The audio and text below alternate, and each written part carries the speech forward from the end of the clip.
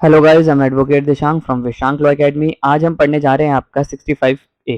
65A बहुत important है और 65B तो इससे भी ज़्यादा इंपॉर्टेंट है। ये दोनों बात करते हैं आपका इलेक्ट्रॉनिकल एविडेंस की एडमिसिबिलिटी, यानी कि अगर कोई आपका कंप्यूटर या मोबाइल से कोई आपका डॉक्यूमेंट निकला है, ठीक है, उसकी एडमिसिबिलिटी कैसे होगी। इसको पहले एक बार समझते हैं, फिर आपको इसका प्रैक्टिकल नॉलेज बताते हैं। तो 65A क्या कह रहा है? 65A ये कह रहा है the content of electronical documents. कोई अगर इलेक्ट्रॉनिकल डॉक्यूमेंट्स है जैसे टेप रिकॉर्डर या फिर कोई स्क्रीनशॉट है या ऐसी चीज है, ठीक है, इलेक्ट्रॉनिकल रिकॉर्ड है, may be prove in accordance with the provision of 65B। उसको आपने प्रूफ करना है 65B में, जो 65B के जो दे रखे हैं सब, उनके थ्रू प्रूफ करना है। अब देखिए इसमें 65B में क्या लिख रखा है। इस 65B में ये लिखा हुआ है कि अगर कोई इंफॉर्मेशन है कंटेंट है इलेक्ट्रॉनिकल रिकॉर्ड में, इलेक्ट्रॉनिकल रिकॉर्ड में इज प्रिंटेड ऑन पेपर, या तो वो पेपर में है या स्टोर है या किसी डीवीडी या सीडी में स्टोर है, रिकॉर्ड है, या copied in optical magnetic media, यानी कि कोई आपका इलेक्ट्रॉनिक चीज में है, सीपीयू ऐप का उसमें किसी भी चीज में आपका स्टोर है, प्रोड्यूस बाय कंप्यूटर, जो कंप्यूटर से है, कंप्यूटर में आपका मोबाइल भी इंक्लूड होगा, ठीक है। तो विदाउट आप उसको further proof of production of original, यानी कि आप ओरिजिनल लाने की जगह उसकी कॉपी भी ला सकते हो। आप एक 65B का सप्लॉस 2 का सर्टिफिकेट, सप्लॉस 4 का सर्टिफिकेट लगाओगे जिसमें 2 की भी कंडीशंस होगी और 4 की भी कंडीशंस होगी, उससे प्रूफ कर सकते हैं।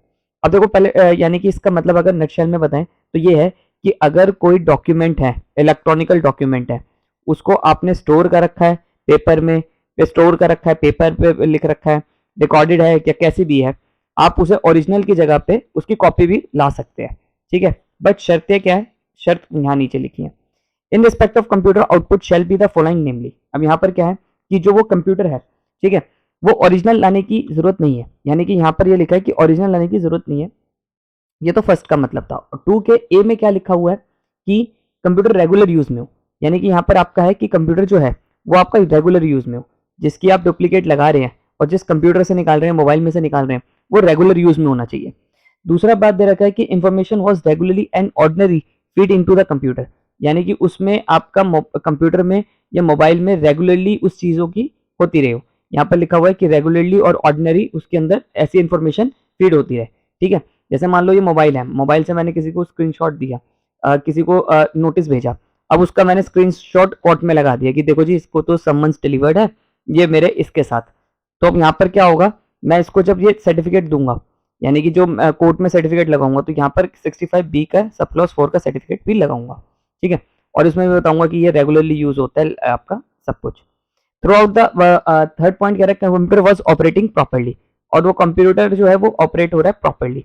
फोर्थ कह रहा है आपका कि duplicate copy must be, duplicate copy must be a reproduction of original electronical record, मतलब कोई कट कॉपी पेस्ट नहीं है, ओरिजिनल है। यानी कि देखो स्क्रीनशॉट जब हम लेते हैं तो इसका मैंने स्क्रीनशॉट लिया, कटक करके यहाँ पर स्क्रीनशॉट लगा दिया, ठीक है। तो यानी कि ये बिल्कुल इसके जैसा है, ठीक है, ओरिजिनल का आपका जो और ये डुप्लीकेट जो है ये दोनों सेम है, ठीक है। और ये दोनों सेम होने चाहिए, प्राइमरी सेकेंडरी वाली चीज नहीं होनी चाहिए। अब देखो सब क्लॉज 2 और 3 इतना इंपॉर्टेंट नहीं है, फोर्थ बहुत इंपॉर्टेंट है। फोर्थ में क्या कह रहा है कि एक सर्टिफिकेट भी इशू करना पड़ेगा। सर्टिफिकेट इशू में क्या लिखना पड़ेगा आपको एक, और ये सर्टिफिकेट इशू कौन करेगा? जो डुप्लीकेट लगा रहा है, ठीक है, वही करेगा, या जो ऑफिसर है, जैसे मैं मान लो मैं स्क्रीनशॉट लगा रहा हूँ तो मैं ही अपना एक सर्टिफिकेट इशू करूंगा। उस अभी सर्टिफिकेट कैसा होगा मैं आपको वो भी दिखाऊंगा, ठीक है, बताऊंगा कि कैसा होता है। In any proceeding where is desire to give statement, अब मान लो मैं ही प्रोड्यूस कर रहा हूं तो मैं ही स्टेटमेंट दूंगा, और क्या बताऊंगा उस स्टेटमेंट में क्या लिखा होगा कि identity and the original record describe the manner of its create, यानी कि आइडेंटिटी यानी कि कौन सा है मोबाइल है, क्या है, कौन सा कलर का मोबाइल है, क्या है, कैसी चीज है। कंटेंट द स्टेटमेंट, स्टेटमेंट में होनी चाहिए मेरी। डिस्क्राइब द मैनर, जैसे मान लो ये मेरी स्टेटमेंट है तो फर्स्ट मैं ये लिखूंगा कि मैंने इस मोबाइल से इसकी डुप्लीकेट लगाई है, ठीक है। डिस्क्राइब द मैनर, कौन से मैनर से करा है, स्क्रीनशॉट करा है मैंने, ऐसे करा है, ऐसी चीजें लिखूंगा। Giving such particulars of device, अपने मोबाइल के डिवाइस बताऊंगा या कंप्यूटर का डिवाइस बताऊंगा कि इस तरह का मॉडल है, ये है, ठीक है। और सी में ये बताऊंगा कि कंडीशंस मेंशन इन सबसेक्शन 2, क्या क्या कंडीशंस, और जो आपका सब क्लॉज 2 में जो हमने कंडीशंस पढ़ी थी पीछे, ये सारी कंडीशन ए टू डी तक, ये सारी कंडीशन, और नीचे एक साइन कर दूंगा। यानी कि सिंपल सी बात है, ये है कोर्ट का नाम, ठीक है, 65B सब क्लॉज 4 का सर्टिफिकेट।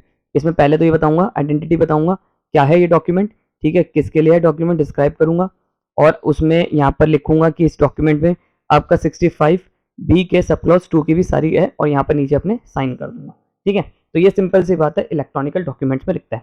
और कोर्ट में ये ज़रूरी है, मैंडेटरी है कि अगर आप कोई इलेक्ट्रॉनिकल डॉक्यूमेंट लगा रहे हो, इलेक्ट्रॉनिकल डॉक्यूमेंट लगा रहे हो, तो आपको ये 65B का सब क्लॉज 4 का सर्टिफिकेट देना पड़ेगा, ठीक है। विदाउट इसके बिना आपका केस भी उड़ सकता है, और उड़ सकता है क्या, उड़ ही जाएगा अगर वो आपने नहीं दिया तो, ठीक है। कई बार ऐसा देखा गया कि नई प्रैक्टिस है, 65B का सर्टिफिकेट अगर आपने नहीं लगाया तो आपका केस उड़ जाता है, ठीक है। कोर्ट उसे एडमिसिबल ही नहीं मानती। तो यहाँ पर ये चीज़ है।